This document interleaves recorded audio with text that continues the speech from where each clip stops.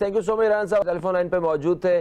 میرے ساتھ اسٹوڈیو میں بات کرنے کے لیے موجود ہیں جناب میجر ریٹائرڈ فواد صدیقی صاحب. آپ کو خوش آمدید. السلام علیکم, کیسے ہیں آپ؟ بہت شکریہ صاحب. سر وقفے سے پہلے ہمارے ساتھ رانا آصف حبیب صاحب ٹیلی فون لائن پہ موجود تھے. انہوں نے موجودہ سیاسی صورتحال کے حوالے سے جو ان کے خیالات تھے ان کا اظہار کیا ہے. میں چاہتا ہوں کہ آپ بھی اس سیاسی صورتحال کو کس طرح دیکھ رہے ہیں, ذرا اپنے خیالات جو ہیں ہمارے ساتھ شیئر کیجیے. بہت شکریہ فہیم صاحب. دیکھیے اس وقت تو جو پاکستان میں سیاسی صورتحال ہے اس کا تو بہت زیادہ احاطہ جو ہے وہ مختلف پریس کانفرنسز میں, چاہے وہ پولیٹیکل سائٹ سے ہو چاہے وہ اسٹیبلشمنٹ سائٹ سے ہو, اس کا انہوں نے کیا ہے. اور وہ ایک ون پوائنٹ ایجنٹ ہے. اس وقت پولرائزیشن آف سوسائٹی اور پارٹیز اتنی زیادہ ہو چکی ہے کہ شاید ملک اس وقت عدم استحکام کی طرف جو ہے گامزن ہے. اور اس کے لیے تمام اسٹیک ہولڈرز کو, چاہے وہ پولیٹیکل پارٹیز ہیں, چاہے وہ اسٹیبلشمنٹ ہے, چاہے وہ حزب اختلاف ہے یا حزب اقتدار ہے, ان سب کو مل بیٹھ کے ایک فیصلہ کرنا پڑے گا کہ یہ جو عدم استحکام ہے پاکستان میں, اس کا تدارک جو ہے وہ کس طرح کرنا چاہیے. تو میں سمجھتا ہوں کہ سب سے بڑی اس وقت جو ہمارے پرابلم ہے وہ عدم استحکام ہے, پولیٹیکل انسٹیبلٹی ہے. صحیح. تو سر پولیٹیکل انسٹیبلٹی کی جو سب سے بڑی وجہ ہے اس وقت اقتدار والے بتا رہے ہیں, وہ یہ کہہ رہے ہیں کہ یہ لانگ مارچ ہے, جو حقیقی آزادی لانگ مارچ جو شروع کیا گیا ہے پاکستان تحریک انصاف نے, اس کی وجہ سے یہ سیاسی توازن جو ہے سارا بگڑ گیا اور خراب ہو گیا. آپ کو کیا لگتا ہے کہ یہ جو لانگ مارچ ہے اس کا مستقبل کیا ہے, اور یہ مطلب کیوں اس کی نوبت آئی ہے؟ دیکھیے میں تو صرف ایک بات کر سکتا ہوں, egoistic ambition of a person. کہ دیکھیے لانگ مارچ, میں جس طرح آپ پہلے بھی آپ کے پروگرام میں عرض کیا تھا, لانگ مارچ ہو, دھرنے ہوں, احتجاج ہو, وہ ایک ڈیموکریٹک نارمز ہیں, اور کسی بھی جمہوری ملک میں یہ ایک اپنا احتجاج ریکارڈ کرنے کے لیے جو ہے وہ ایک طریقے ہیں. لیکن لانگ مارچ کرنے کی کوئی ٹھوس وجہ بہت ضروری ہے جو کہ ہونی چاہیے. دیکھیے ایک ڈیموکریسی کی جب ہم بات کرتے ہیں تو اس ڈیموکریٹک پروسیس میں ووٹ آف نو کانفیڈنس بھی شامل ہے. اسی طرح ڈیموکریٹک پروسیس میں جو ہے وہ جو اس طرح کی احتجاج ہیں وہ بھی شامل ہیں. پچھلے 5 سال میں 6 پرائم منسٹر چینج ہو گئے برٹن کے, لیکن کسی نے یہ نہیں بولا کہ جی شاید کوئی باہر سے جو ہے وہ کوئی انٹرفیرنس ہوئی ہے اور پرائم منسٹر کو چینج کیا گیا ہے. انہوں نے سمجھا کہ جی پرائم منسٹر جو ہے وہ اس وقت شاید اس قابل نہیں ہے کہ جو سٹیئرنگ ہے اس ملک کی, خاص طور پہ اکنامک سٹیئرنگ ہے انگلینڈ کی, اس کو وہ صحیح ڈگر پہ لا سکے, تو وہ چینج ہو گئے. کس نے خود سے ریزائن دیا اور کچھ کو جو ہے وہ ریزائن دینا پڑا. تو اس میں تو کوئی وہ نہیں ہے. پاکستان میں پرابلم کیا ہے کہ جب ہم ایک ڈیموکریٹک نارمز کی پروسیس کی بات کرتے ہیں تو کہیں نہ کہیں اس پہ انگلیاں اٹھتی ہیں اسٹیبلشمنٹ کی طرف, کہ جی شاید اسٹیبلشمنٹ جو ہے وہ اس جو پروسیس ہے, چاہے وہ نو کانفیڈنس ہو, چاہے وہ دھرنا ہو, چاہے وہ لانگ مارچ ہو, اس کے پیچھے اسٹیبلشمنٹ کا ہاتھ ہے. دیکھیے پچھلے دنوں ایک غیر معمولی کانفرنس ہوئی جس میں D G S P R کے ساتھ D G I S I جو ہیں وہ بھی شامل ہوئے, اور انہوں کو اس حد تک وہ جانا پڑا کہ ان کو یہ بتانا پڑا کہ ہم اور ہمارے ادارے جو ہیں وہ اے پولیٹیکل ہیں. میں اس کے آگے چل کے ایک بات کہتا ہوں کہ آپ دیکھیے ایک جملہ جو ہے اس میں اسٹیبلشمنٹ نے اپنا فیوچر کورس آف ایکشن, اپنا ماضی کا, اپنی اکانومی کے بارے میں, اپنی فارن پالیسی کے بارے میں, اپنی سیکیورٹی کے بارے میں انہوں نے اپنے اظہار کر دیا. اور وہ جملہ تھا D G I S P R کا کہ ہم نے اپنی ماضی کی غلطیاں کو 20 سال سے اپنے خون سے دھو رہے ہیں. اب آپ یہ دیکھیے کہ ماضی کی غلطیاں ہیں کیا. اب آپ اگر ان چیزوں پہ چلیں تو اس کا مطلب کیا ہے کہ ہم کہیں نہ کہیں بائسنس تھی, ہم کسی اگر ورلڈ پاور کی جو یہاں انٹرسٹ ہیں اس کا حصہ تھے, یا ہم ان کی جنگ میں ہم ایک اسٹوج ریاست کا کردار ادا کر رہے تھے, اب ہم نہیں کریں. اچھا چلیں, یہاں سے آپ نے کہا کہ باہر کی جو انٹرفیئرنس ہے, تو اس کا مطلب ہے کہ باہر کی مداخلت کا کہیں نہ وہ مداخلت تو ملک میں رہی ہے, ابھی نہیں رہی تو پہلے کبھی رہی ہے. ہم ان کے انٹرسٹ کا ذکر کر رہے ہیں آپ, ان کے جو انٹرسٹ تھے کبھی ان کو ہم فالو کر رہے تھے, تو اس کا مطلب وہ انہی کا رول تھا جو پلے ہو رہا تھا. اور ویسے بھی پاکستان کے مطلب ایک پوری ڈبیٹ یہ بھی ہے کہ پاکستان کے جو حالات خراب ہیں اس وقت, جس میں جو ہمارے سیاستدان اور جو کرپشن وغیرہ کے جو بہت سارے معاملات ہیں, اس کے پیچھے یورپ کا بھی ہاتھ ہے. مطلب سوئس بینکس جو ہیں, اگر وہ ایک لمحے کے لیے آپ سوچیں کہ وہ بند ہو گئے, کسی بھی کرپٹ آدمی کے پاس اربوں خربوں روپے لوٹ کے کہیں جمع کروانے کی جو ایک راستہ تھا وہ ختم ہو گیا ہے, تو کافی حد تک چیزیں جو ہیں وہ کنٹرول ہوتی ہوئی نظر آتی ہیں آپ کے سامنے. جی بالکل, ہے نا, اس میں کوئی دو رائے نہیں ہے. اور پھر جو لوگ مجرم لوگ ہیں, کوئی بھی ہیں جو بڑے مجرم ہیں, ان کو جب باہر سے طاقت مل جاتی ہے, ٹھیک ہے, چھوٹے مجرم کو تو یہی طاقت مل جاتی ہے, سر پہ ہاتھ آتا ہے تو وہ یہاں پہ شیر ہو جاتا ہے, اسے کوئی ہاتھ لگانے والا نہیں. اگر بڑا مجرم ہے, اسے باہر سے کوئی اس کے سر پہ ہاتھ رکھ دیتا ہے تو وہ بھی اسی طرح شیر ہو کے یہاں پہ پھر رہا ہوتا ہے. تو بیرونی اور کسی قسم کی مطلب جو غلط لوگ ہیں, ان لوگوں کو جب تک گریبان سے نہیں پکڑا جائے گا, ان کو کسی کی ہوئی غلطی کی جب تک سزا نہیں ملے گی, تو ہم کس طرح ایکسپیکٹ کر سکتے ہیں کہ یہ ملک صحیح جانب جا سکتا ہے. اب سیاست کے میدان میں بھی بڑے بڑے قصوروار اور بڑے بڑے مجرم موجود ہیں ہمارے آنکھوں کے سامنے, جن لوگوں نے کیا ہوا, تو اور بڑے آزاد ہیں سارے, کوئی وہ اپنے آپ کو نہ مجرم سمجھتے ہیں, نہ کروڑوں پاکستانی ان کو مجرم سمجھتے ہیں, مگر انہوں نے عوام کے ساتھ بڑی زیادتیاں اور ظلم کیے ہوئے ہیں ان لوگ. تو جب تک وہ دیکھیے فہیم صاحب, آپ نے بالکل بجا بات کی, اس میں کوئی دو رائے نہیں ہے کہ جی جو رول آف لا ہے وہ سب سے اوپر ہونا چاہیے کسی بھی ڈیموکریٹک پروسیس میں, تو ہی چیزیں وہ آتی ہیں. دیکھیے جو باہر کی انٹرفیئرنس ہے ماضی میں, ہم یہ نہیں کہہ رہے کہ شاید وہ کسی طرح رجیم چینج کا حصہ ہی کچھ ہے. ہم بات کر رہے تھے کسی زمانے میں as a government, as a country, ہم پولرائزیشن کا شکار تھے بلاکس میں. کولڈ وار تھی, ہم کسی ایک بلاک کا حصہ تھے, اور ہم اس بلاک کا اتنا زیادہ حصہ بن گئے کہ شاید ہم اس کو, ان کے انٹرسٹ کو اس خطے میں ایز اے اسٹوچ ریاست جو ہے یا ایز اے فرنٹ اسٹیٹ جو ہے اس میں کام کر رہے تھے, جس کی وجہ سے ہمیں نقصان ہوا. اور جس کے بارے میں میں جس طرح کر رہا تھا, D G I S P R نے بڑی ڈائریکٹ جو ہے وہ بات کی کہ جی اب ہم جو ہے, ہم کسی بھی ملک کا انٹرسٹ جو ہے وہ اپنے سامنے رکھیں گے. ہمارا انٹرسٹ صرف پاکستان ہے, اور جو پاکستان کا انٹرسٹ ہوگا, ہماری فارن پالیسی, ہماری سیکیورٹی, ہماری اکنامکل جو ڈرائیو ہے اس طرف ہوگی. لیکن دیکھیے ایک میں آپ کو مثال دوں, ہم بات کرتے ہیں کہ جی رول آف لا ہے اور قانون جو ہے وہ حد ہے. ایک مثال میں آپ کو صرف دوں کہ پروسیشن کی بات ہے. ہم ایک انسان کے بارے میں بات کرتے ہیں, شاید وہ پورا ملک کھا گیا اور ساری چیزیں ہو گئیں. 3.5 سال اس کی مخالف جماعت جو ہے وہ اقتدار میں رہی, اور اس کو سو کالڈ بقول اس جماعت کے بھی, اسٹیبلشمنٹ کا بھی بہت زیادہ سپورٹ رہا, اور عدلیہ کا بھی بہت سپورٹ رہا. اس کے باوجود, اتنا ریسورسز ہونے کے باوجود, کس چیز پہ نااہل کیا گیا کہ بیٹے سے تنخواہ نہیں لی اور نہ ہی اس کو جو ہے وہ ڈکلیئر کیا. اس کا مطلب کیا ہوا؟ اس کا مطلب یہ ہوا کہ جو پرسیپشن ہے ملک میں کہ جی یہ کھا گئے, ساری چیزیں کر گئے, اتنے ریسورسز کے باوجود شاید وہ پروو نہیں ہو پائیں, اور اسی پرسیپشن کو لے کر ہمارے اندر اتنی زیادہ پولرائزیشن جو ہے وہ موجود ہے. الزام لگانا بہت ہی آسان کام ہے. آج ہم کسی بھی شخص پہ الزام لگا سکتے ہیں کہ جی وہ ملک کو کھا گیا, یا اس نے جو ہے وہ فورن ایجنسی کا جو ہے وہ اعلی کال بن گیا, یا اس نے جو ہے وہ کسی اور ملک کا انٹرسٹ کرتے ہوئے اس ملک کو نقصان پہنچایا.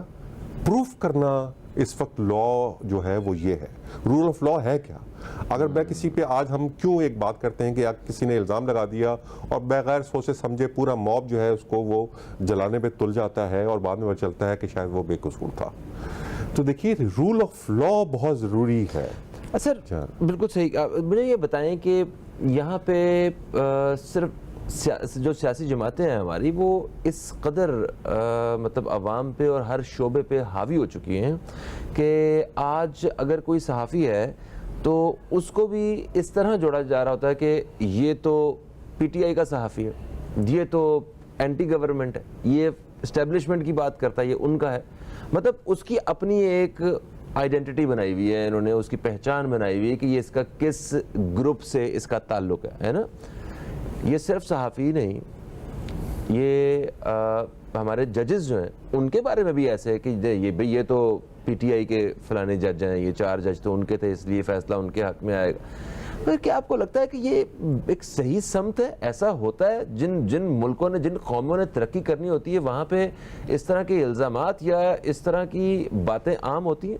جی نہیں, بالکل نہیں. دیکھیے یہی تو میں آپ سے عرض کر رہا تھا کہ پولرائزیشن ہوتی کیوں ہے. وہ پولرائزیشن جس کا میں آپ سے پہلے بھی کافی دفعہ اس کا اظہار کر چکا ہوں, وہ ہے اس وقت hybrid warfare, 5th generation warfare, misinformation, disinformation, information through credible resources. اب انسان جو سوشل میڈیا کا دور ہے, آپ سمجھیں کہ جہاں شاید کسی بھی انفارمیشن کو جب وہ آن ایئر یا سوشل میڈیا پہ آتی ہے اس کو ویریفائی کرنے کا نہ ٹائم ہوتا ہے نہ ذرائع ہوتے ہیں, لوگ اپنی اوپینین کے ساتھ اس انفارمیشن کو سچ یا جھوٹ جو ہے وہ ثابت کر لیتے ہیں. ایک مثال دوں, دیکھیں آپ کو, جس نے ججز کی اپنا جرنلس کی آپ نے جرنلسٹ کی بات کی, اس میں کوئی دو رائے نہیں ہے کہ اس وقت کھل کے پولرائزیشن جو ہے وہ ہمارے جرنلسٹ طبقے میں جو ہے وہ کھل کے سامنے آ گئی اور لوگ جو ہے برملا اس کا اظہار بھی کرتے ہیں. دس از ناٹ جرنلسٹ. اچھا میں معافی چاہتا ہوں, وہ جرنلسٹ ہی نہیں, یا آپ نے غلطی سے جنرل کہا, تو جنرل کے بارے میں بھی ایسے ہی وہ کہ جناب وہ کے پی کے وہ جنرل صاحب جو ہیں وہ تو پی ٹی آئی کے ساتھ ہیں. یہ عام لوگوں کی باتیں ہیں. تو لوگوں تک یہ باتیں, اگر یہ جو غلط انفارمیشن ہے, آپ کا کہنا ہے کہ غلط انفارمیشن, اگر وہ لوگوں تک غلط انفارمیشن بھی ہے تو اس کو صحیح کرنے کے لیے بھی کوئی ادارے تو متحرک ہوں گے نا, جو سب سے پہلے پاکستان کا جن کا مقصد صرف پاکستان ہے. اور ہم سب کے لیے سب سے پہلے پاکستان ہی ہے.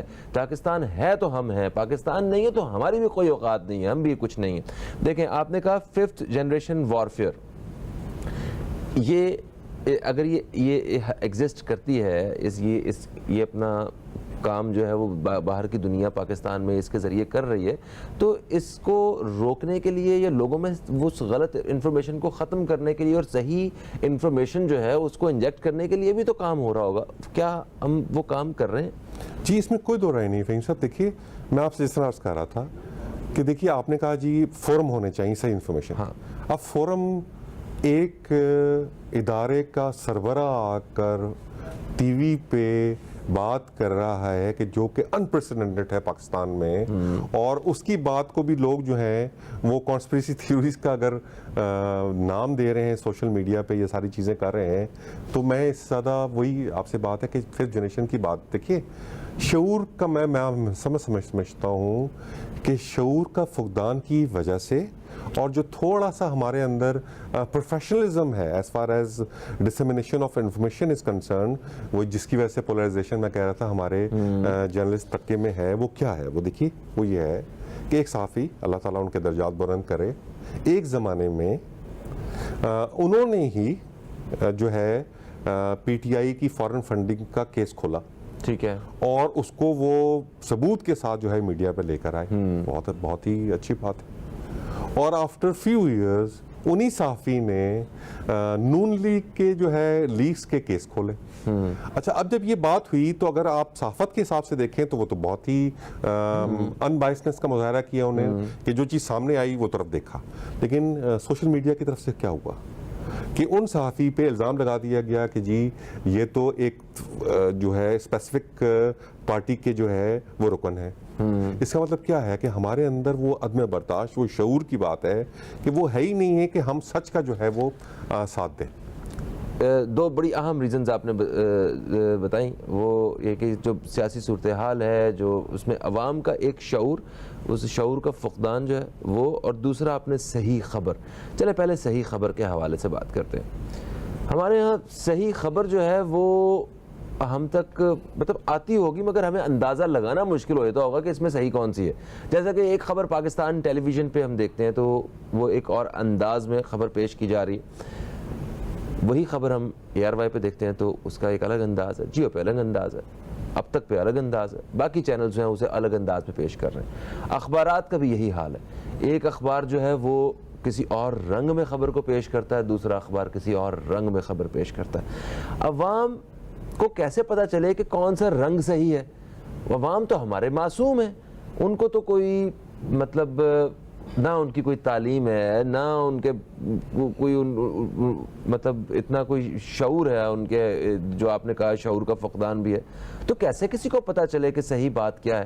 لوگ تو باتیں ادھر ادھر لپیٹ کے اور آپ کو کسی بھی بات کو صحیح ثابت کر کے اپنے ساتھ لے کے چلے جائیں گے۔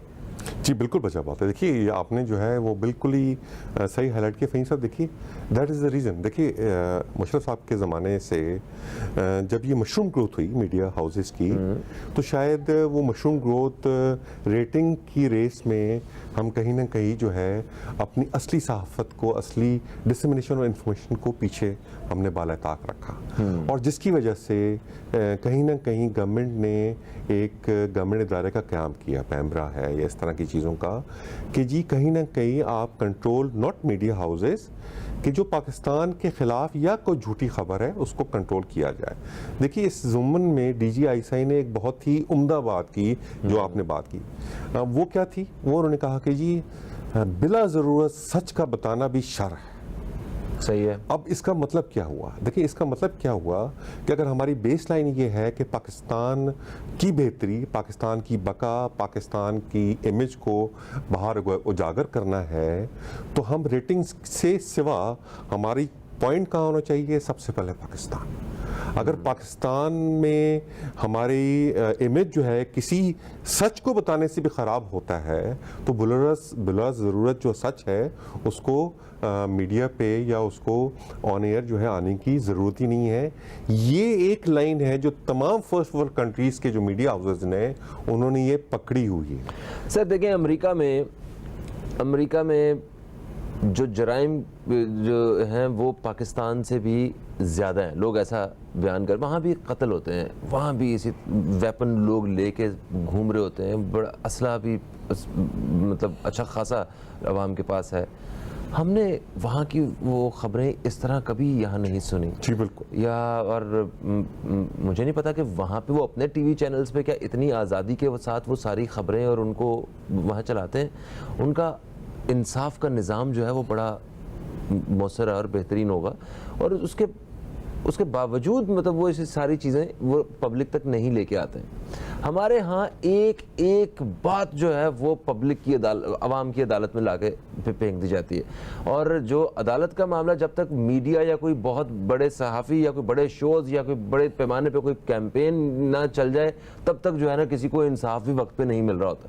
تو ان سارے چیلنجز کے ساتھ آپ کیا کہنا چاہیں گے؟ جی بالکل، دیکھیں فہیم صاحب بالکل بات ہے، وجہ بات ہے ایک جس طرح میں عرض کر رہا تھا کہ ہمیں اب شاید میڈیا ہاؤسز کو اور یا جو صحافت سے منسلک لوگ ہیں ان کو اب ہم یہ شعور ان کے اندر بھی اجاگر کرنا پڑے گا کہ دیکھیے آپ جو ریٹنگ والا ایک لائن ہے، ریٹنگ کی جو ریس ہے، اب اس سے باہر نکلیں، اور اس کے بعد جو اس وقت حالات ہیں، دنیا ایک گلوبل ویجیلنس کا کام کر رہی ہے، اور پاکستان کے انٹرسٹ میں جو بھی چیزیں ہیں، اور اپنی انویسٹیگیٹو جرنلزم جو ہے اس کو بالکل بروئے کار لائیے۔ لیکن دیکھیے ففتھ جنریشن کی ایک لائن میں آپ کو ہمیشہ بات کرتا ہوں، وہ بھی ہے مس انفارمیشن تھرو کریڈیبل ریسورسز۔ اگر فہیم صاحب مجھ پہ اعتماد کرتے ہیں اور میں فہیم صاحب کو ایک غلط انفارمیشن دے دوں، لیکن کیونکہ فہیم صاحب کا نام ہے، فہیم صاحب کے منہ سے جو سٹیٹمنٹ نکلے گی لوگ اس کو مانیں گے، اور وہ کیونکہ میں ان کو جانتے بوجھتے مس انفارمیشن دے رہا ہوں تو وہ لوگ اس پہ یقین کریں گے۔ تو یہی چیز جو ہے ففتھ جنریشن کا حصہ ہے۔ آپ کو جب جرنلسٹ ہیں یا کوئی بھی میڈیا ہاؤسز کوئی بھی چیز آن ایئر کرتا ہے تو اس کو ریٹنگ کی جو ریس ہے اس کو بالائے طاق رکھیں، اور عوام کے شعور کے حساب سے جس طرح ہم بات کر رہے تھے ان کو وہ انفارمیشن مہیا کریں کہ جو کہ ان کے شعور کے حساب سے وہ اس کو اسیمولیٹ بھی کر سکیں۔ دوسری پرابلم جو ہے جس طرح آپ نے پہلے بھی ہائی لائٹ کی تھی، شعور کا فقدان تو ہماری قوم میں بالکل موجود ہے، تعلیم کی کمی کی وجہ سے، کیونکہ آج کل کی تعلیم تو ڈگری یافتہ ہم جاہل پیدا کر رہے ہیں، نہ کہ شعور یافتہ سٹیزن، اور بڑے لمیٹڈ لوگ ہیں جو ڈگری بھی لے پا رہے ہیں. حکومت تو اب بری طرح سے، ہماری ریاست اس کام میں فلاپ نظر آئی ہے ہمیشہ سے، کیونکہ 15 سال تک کی عمر تک کے بچے کو حکومت نے تعلیم دینی ہے، صحت اور تعلیم کی سہولیات دینی ہے. آپ تعلیم دینے میں ناکام ہے، کوئی تعلیم نہیں دے پا رہی ہے حکومت نے ابھی تک. بتائیں نا، مطلب یہ کتنے بچوں کو سکولز میں ان کے لیے جو ہے نا وہ اپرچونٹیز پرووائڈ کی ہیں. سرکاری سکولز کا کیا حال ہے؟ کیا ہم اپنے بچوں کو سرکاری سکول میں داخل کروا سکتے ہیں؟ نہیں کروا سکتے. بھئی جو شخص اپنے بچے کو پرائیویٹ سکول میں افورڈ کر سکتا ہے، اس کی پہلی ترجیح یہ ہے کہ سرکاری سکول سے بچہ اٹھا کے پرائیویٹ سکول میں ڈال دیا جائے. کیونکہ سرکاری سکولز کا حال کیا آج بھی اس دور میں، جہاں گھوسٹ سکولز ہوں گے، تو ہم کیا ایکسپیکٹ کرتے ہیں کہ تعلیم جو ہے بہتری کی جانب جائے گی؟ کروڑوں بچوں کا ذکر عمران خان صاحب کیا کرتے تھے اقتدار میں آنے سے پہلے کہ جناب ہمارے ملک کے کروڑوں بچے ایسے ہیں جن کی سکول جانے کی عمر ہے، وہ سکول نہیں جاتے ہیں، ہم اقتدار میں آئیں گے، ہم ان کو سکول لے کے جائیں گے. میرے نالج میں نہیں آیا کہ کتنے کروڑ بچوں کا فائدہ ہوا ہے عمران خان کی گورنمنٹ آنے کے بعد. اور اس کے بعد کووڈ، ٹھیک ہے انہیں کووڈ آ گیا، کووڈ میں اور ملینز آف چلڈرن جو ہیں وہ جو سکول جاتے تھے وہ بھی سکول نہیں جا پا رہے. کس وجہ سے؟ کیونکہ ان کے ماں باپ کے پاس سکول کی فیس جو ہے وہ افورڈ کرنے کی ہمت نہیں ہے اس وقت. تو ملک ہمارا اس جانب جا رہا ہے. یہ کروڑوں بچے آنے والے سالوں میں، 10 سالوں میں یہ کئی کروڑ خاندان بن چکے ہوں گے. تو کئی کروڑ جاہل خاندان جو ہیں، آپ سمجھتے ہیں کہ وہ اس جدید دور میں دنیا کا مقابلہ کریں گے؟ یہ جس قوم کے ہم نعرے لگاتے ہیں کہ ہم زندہ قوم، یہ زندہ قوم کے لیے پڑھائی بھی ضروری ہے آگے بڑھنے کے لیے، دنیا کا مقابلہ کرنے کے لیے. ان سبجیکٹس میں یہ مہذب قومیں اپنے بچوں کو پڑھا رہی ہیں جن کا ہمیں پتہ بھی نہیں ہے. ابھی ہمیں مطلب الف بے بھی نہیں پتہ ان کی. ان سبجیکٹس میں انہوں نے پی ایچ ڈیز اور ماسٹرز شروع کر دیے ہوئے ہیں. کیوں؟ کیونکہ اپنے کل پہ کام کر رہے ہیں. ہمیں اپنے آج کی ایک وقفہ ہے مگر ٹھیک ہے. فواد صاحب کچھ کہنا چاہ رہے ہیں اس پہ. جی فواد. جی بالکل، آپ کی بجا بات ہے. دیکھیں اس کی ایک کلاسک ایگزامپل مس انفارمیشن ہے کہ آپ کو میں دوں. پچھلے دنوں ہمارے کراچی میں ایک کالونی میں 2 پرائیویٹ ٹیلی کمیونیکیشن کے بچے جوان گئے اپنی کمپنی کی طرف سے، اور اس میں آپ دیکھیے مس انفارمیشن کیا ہوئی کہ اس پہ کسی نے چیخ کے کہا کہ شاید یہ بچے اغوا کرنے والے ہیں، اور موب نے ان دونوں کو جو ہے تشدد کر کے جو ہے وہ مار دیا. تو یہ دیکھیں کتنی میں جو آپ کی بات ہے بتانا چاہ رہا ہوں کہ مس انفارمیشن، ایک مس انفارمیشن سے کس طرح آگ جو ہے وہ پوری جنگل میں پھیلتی ہے، اور کہیں نہ کہیں کسی نہ کسی کی زندگی کا جو ہے وہ ضیاع ہو جاتا ہے. یہی چیز کو اگر آپ یہ بھی دیکھیں کہ وہ عوام اعتماد بھی تو نہیں کر رہی ہے. مطلب اپنے جو عدلیہ پہ اوپر یا پولیس کے اوپر اگر انہیں اعتماد ہوتا کہ بھئی یہ چور ہیں، یہ جو بھی ہیں انہیں پکڑ کے پولیس اسٹیشن بھیج دیا، ہماری ڈیوٹی پوری ہو گئی. انہیں اعتماد ہی نہیں. انہیں پورا یقین ہے کہ اگر ہم نے پولیس بھیج دیا تو انہوں نے 5,000 10,000 دے کے چھوٹ کے پھر ہمارے سامنے پھر رہے ہوں گے. ٹھیک ہے، اگر وہ آگے چلے گئے پھر ضمانت لے کے پھر ہمارے محلے میں پھر رہے ہوں گے. تو انہوں نے کہا خود ہی فیصلہ کر لو. آج بھی اگر کوئی چور، کوئی ڈاکو اگر پکڑا جاتا ہے تو جس کو سلاخوں کے پیچھے جانا ہے وہ بیچارہ عوام سے بچتا ہے تو سلاخوں کے پیچھے جاتا ہے، ورنہ اسے کوشش ہوتی ہے عوام کی کہ اس کو زندہ جلا دو، اس کو مار دو، اس کو ختم کر دو یہاں پہ. تو یہ ساری چیز بھی اچھی نہیں ہے عوام کے اندر. اس کو بھی بدلنے کی ضرورت ہے. آپ کو کیا لگتا ہے کہ آنے والے دنوں میں یہ جو سیاسی توازن ہے ملک کا، یہ بگڑنے والا ہے یا سنبھلنے والا ہے؟ اور یہ جو حقیقی آزادی مارچ ہے، لانگ مارچ، یہ کس کروٹ بیٹھنے والا ہے؟ جی فہیم صاحب، دیکھیے بہت ہی آپ نے ویلڈ بات کی. دیکھیے ایک تو آزادی مارچ کی اگر ہم بات کریں تو پروٹیسٹ لانچ کرنے کا ایک فورم ہے، تو یا ایک لانگ مارچ کا فورم ہے تو بالکل ہونا چاہیے. پروٹیسٹ ہو کیا رہا ہے؟ پروٹیسٹ یہ ہو رہا ہے کہ جی آپ جو ہے ارلی الیکشنز کروائیں، کیونکہ ارلی الیکشنز ہی واحد ذریعہ ہے اس انسٹیبلٹی کا خاتمے. انہوں نے کہا اس حکومت سے چھٹکارا جو ہے نا اسی طرح ممکن ہے. اب دیکھیے جہاں بات آتی ہے، میں سمجھتا ہوں کہ لانگ مارچ اس وقت ہونا شاید اتنا ضروری نہیں تھا. بیک چینل جس طرح عمران صاحب نے بھی بات کی یا گورنمنٹ نے بھی بات کی کہ بیک چینل جو نیگوسیشنز ہیں وہ تو آلریڈی چل رہی ہیں. اگر یہ کسی چیز پہ یہ آ جائیں کہ جی ٹھیک ہے اگست میں آپ الیکشن نہ کروائیں, 2-3 مہینے پہلے وہ بات کریں اور 2-3 مہینے پہلے یہ آگے بات کریں, تو کسی جگہ آ کے مارچ اپریل میں بات جو ہے وہ کھڑی ہوتی ہے, اور میں سمجھتا ہوں شاید یہی ہونے جا رہا ہے. عمران خان کا کال اگر یہ ہونے جا رہا ہے تو پھر اتنا کراؤڈ لے کے باہر آنے کی کیا ضرورت تھی؟ عمران خان کی جو انہوں نے جو اپنے سپورٹرز کو پچھلے 3-4 مہینے سے جو وعدے کیے تھے لانگ مارچ کے کرتے کرتے, اگر وہ یہ لانگ مارچ کی کال نہ دیتے تو شاید جو ان کی تھوڑی بہت ساکھ جو ہے وہ اس وقت آفیشلی طور پہ جو ہے وہ خراب ہونی تھی, اور بہت زیادہ خراب ہونی تھی, اور لوگ شاید ان کے جو فالوورز ہیں ان کی طرف سے بہت زیادہ بیک لیش آنا تھا. تو انہوں نے لانگ مارچ کی کال تو انہوں نے دینی تھی. لیکن آپ دیکھیے جس طرح یہ لانگ مارچ آگے بڑھ رہی ہے, ہم سمجھتے ہیں کہ شاید یہ لانگ مارچ جو ہے وہ اس نہج پہ نہیں پہنچے گی کہ کہیں نہ کہیں اسٹیبلشمنٹ کو یا آرم فورسز کو جو ہے اس کی انٹرفیرنس کرنے کی ضرورت پڑے. 4 تاریخ کی بات ہے, 4 نومبر کو یہ H9 میں جہاں عدلیہ نے کہا ہے وہ وہاں جلد سے جلوس کریں گے, اگر تھوڑا بہت دھرنا کرنا ہوا وہ کریں گے. ریڈ زون کو تو عمران صاحب نے خود بھی کہا ہے کہ وہ کراس نہیں کریں گے, تو شاید یہ جا کے وہاں کلمینیٹ ہو جائے گا, اور 29 نومبر بھی آ کے گزر جائے گا, اور شاید اس دوران جو ہے کہیں نہ کہیں الیکشنز کی ڈیٹ جو ہیں وہ بھی اناؤنس ہو جائے. لیکن دیکھیے ہم جو بات کر رہے تھے لانگ مارچ نہ کرنے کی, اس کی وجہ یہ نہیں تھی کہ آپ اپنا پروٹیسٹ جو ہے وہ ریکارڈ نہ کرائیں. ہم بات کر رہے تھے جس قسم کے حالات ہیں, آپ دیکھ رہے ہیں کہ جو دہشت گردی ہے وہ زور پکڑ رہی ہے, اور اس وقت ہمارے باہر کے جو دشمن ہیں وہ کوئی نہ کوئی جگہ جو ہے, کوئی نہ کوئی جو ایونٹ ہے اس میں وہ تاک لگا کے بیٹھے ہوتے ہیں, کسی طرح جو ہے وہ ٹرموائل کو جو ہے وہ بڑھاوا دیا جائے.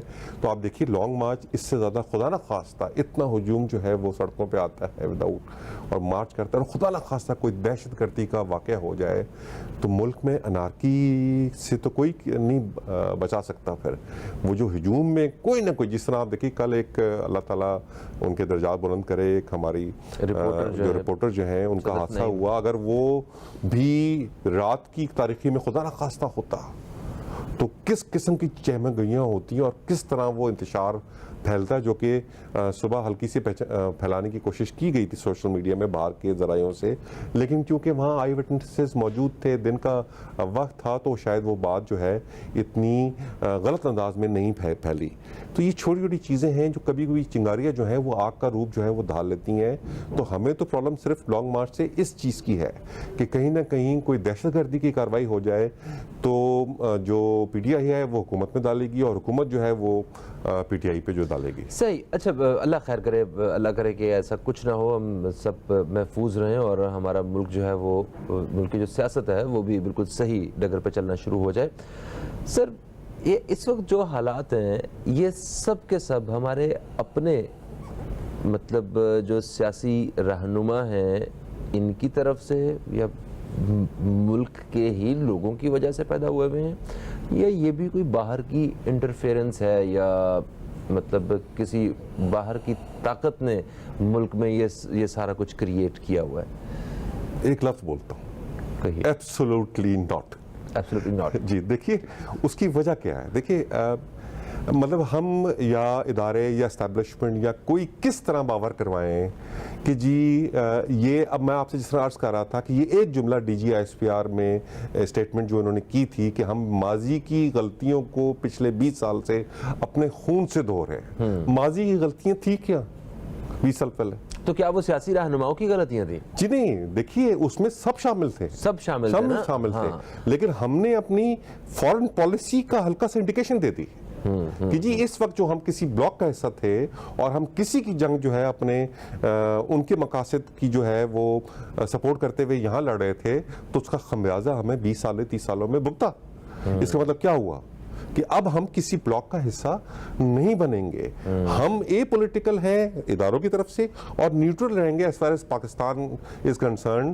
کسی بھی بلاک کا حصہ نہیں بنیں گے, جو ہمارے مفاد میں ہوگا, ہماری فارن پالیسی بھی اسی طرح ہوگی اور ہماری جو سیکیورٹی ہے ہم اسی طرح اس کو پروٹیکٹ کریں گے کہ جہاں ہماری اکانومی بیس کرتی ہے. آپ دیکھیے ہماری جو سیکیورٹی پالیسی آئی ہے پاکستان کی سب سے پہلی ڈاکومنٹ پالیسی پالیسی جس پہ تمام اسٹیک ہولڈرز نے سائن کیے ہوئے ہیں، اس کی بیس لائن کیا ہے؟ اس کی بیس لائن از اکانومی.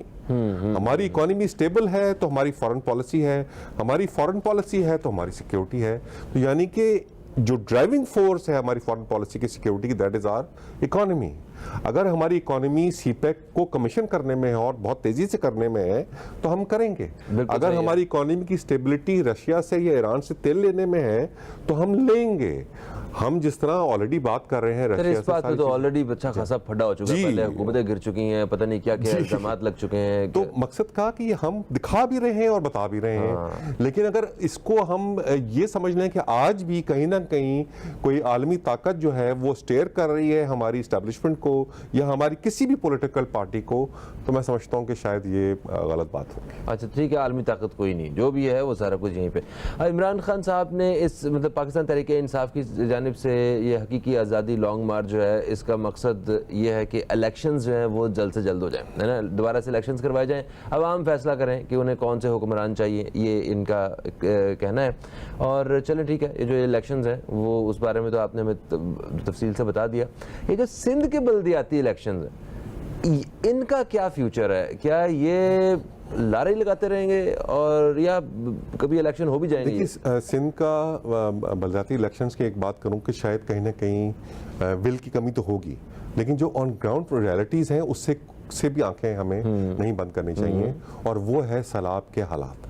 ٹھیک ہے، اب آفٹر فلڈس جو اس وقت سچویشن سندھ کو درپیش ہے، خاص طور پہ اندرون سندھ ہے، یا اس وقت آپ دیکھیں کہ کراچی جگہ جگہ جو ہے وہ کھدا ہوا ہے اسی وجہ سے کہ ہم نے آفٹر فلڈس جو کام کروانے اور ہم چاہ رہے ہیں کہ اسی عرصے میں ہمارے چیزیں ہو جائیں.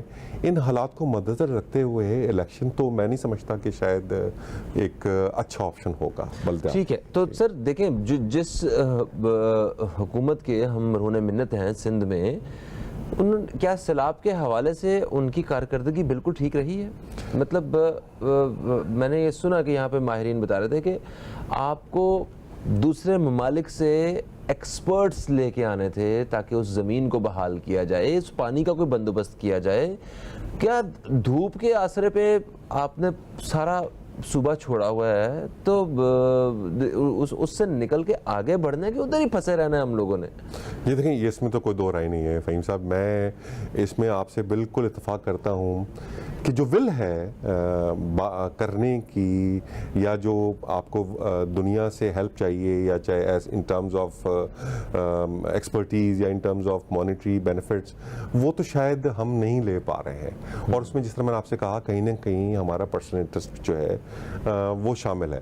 لیکن میں سمجھتا ہوں کہ اگر تو اگست میں ہم الیکشنز کی بات کر رہے ہیں، جنرل الیکشنز کی، تو یہ وہ ٹائم ہے کہ کوئی بھی سیاسی پارٹی یہ رسک ہی نہیں لے سکتی کہ کوئی نہ کوئی مفاد عامہ کا جو کام ہے، یا کوئی جو سٹی میں خاص طور پہ کراچی ہے یا رورل ایریاز میں، وہ عوامی خدمت نہ کرے. صحیح. آخری سوال چھوٹا سا، کسی بھی جو ہمیں با اختیار لوگ رکھتے ہیں نا، ہے نا، اگر اقتدار میں بھی ہوتے ہیں تو ان سے پوچھا جائے بعد میں کہ آپ تو با اختیار تھے، تو کہتے ہیں نہیں ہمارے پاس تو کوئی اختیار تھا ہی نہیں، ہمارے پاس اختیار ہوتا تو ہم کرنا. جب یہ با اختیار لوگ بھی اگر یہ کہیں ہمارے پاس اختیار نہیں ہے، تو پھر اصل میں اختیار ہے کن کے پاس؟ دیکھیے فہیم صاحب، یہی میں آپ سے بات کرتا، شعور کا فقدان. ایک لیڈر آ کے ہماری قوم سے یہ کہتا ہے کہ مجھ سے زیادہ بااختیار آدمی کوئی نہیں گزرا، اور جو عوام ہے اس کو مان لیتی ہے. اور وہی لیڈر کچھ عرصے بعد یہ کہتا ہے کہ جی مجھ سے زیادہ بندہ ہوا لیڈر کوئی نہیں گزرا، تو وہ عوام اس کو بھی مان لیتی ہے. اس کا مطلب کیا ہوا کہ جی وہ جو ہمارے لیڈرز ہیں وہ عوام کی سینٹیمنٹس کو جانتے ہیں، ان سے کھیلتے ہیں اور انہی کو اسٹیئر کرتے ہیں ان کی اوپینین اپنے مفاد کی خاطر. صحیح.